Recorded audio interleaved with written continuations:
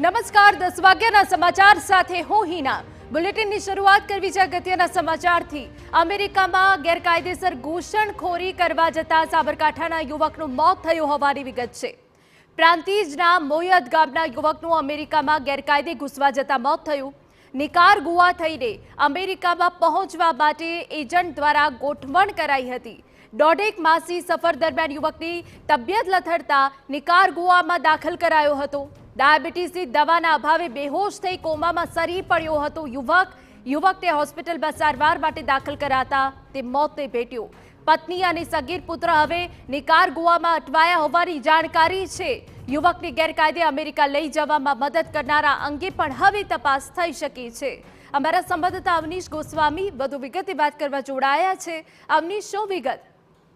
હિના, વાત કરવામાં આવે તો 1.5 થી 2 માસ અગાઉ આ પરિવાર જે છે તે અમેરિકા જવા માટે નીકળ્યું હતું। એજન્ટ મારફતે આ નિકારગુઆના રસ્તેથી અમેરિકામાં ઘૂસવા માટેનો આ એક પ્લાન હતો અને તેના આધારે આ લોકો નીકળ્યા હતા। પરંતુ રસ્તામાં જે લગભગ 1.5 માસની જે સફર થઈ આ દરમિયાન ડાયાબિટીસની દવા જે હતી તે ખૂટી હોવાના કારણે તેઓની તબિયત જે છે તે લથડી હતી અને તેઓ એકાએક આ યુવક જે છે તે બેહોશ થયો હતો અને બેહોશ થયા બાદ તેની પત્ની દ્વારા તેને સ્થાનિક હોસ્પિટલમાં ખસેડવામાં આવ્યો હતો। ત્યાં હોસ્પિટલની અંદર તેની સારવાર દરમિયાન આ મૃત્યુ થયા હોવાના સમાચાર સામે આવે છે।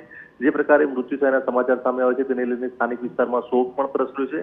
સાથે સ્થાનિક તંત્ર દ્વારા હવે આ મામલાની તપાસ પણ હાથ ધરવામાં આવી શકે છે। પ્રાથમિક વિગતો મેળવવામાં આવી શકે છે કે આ યુવક અહીંથી સ્થાનિક રીતે ગુમ થયો, તેનું મૃત્યુ થયું, એના ચોક્કસ કારણો શું હતા, મૃત્યુનું કારણ શું હતું, તે તમામ વિગતો મેળવવામાં પણ આવી શકે છે।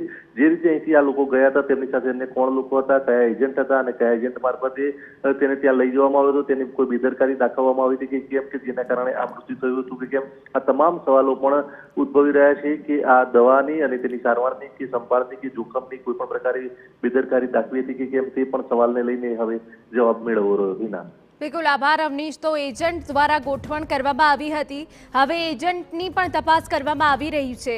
આપણે જણાવી દઈએ, આ યુવક કે જેને ડાયાબિટીસ હતો, દવાના અભાવે તે કોમામાં સરી પડ્યો હતો, તે બાદ આ યુવકનું મોત થયું છે।